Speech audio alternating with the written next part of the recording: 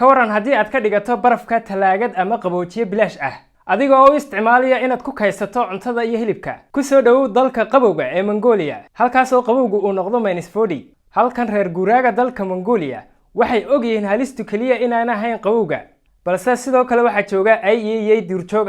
yeeyda ayaa ka soo orin karta hilibka meel fog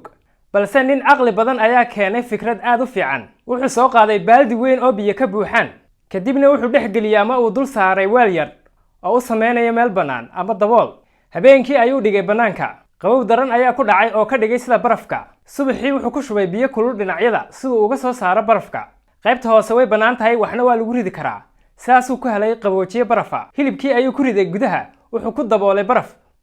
lagu daboolay sirta ugu weyn waxa weeyaan qaboojiyahan barafka ama dabiiciga ma sii deynaya ur dibadda hilibka ma urin karaan xayawaanku qaabkan waxa isticmaalaa reer guuraaga dalka Mongolia biliis ha iloobina flowda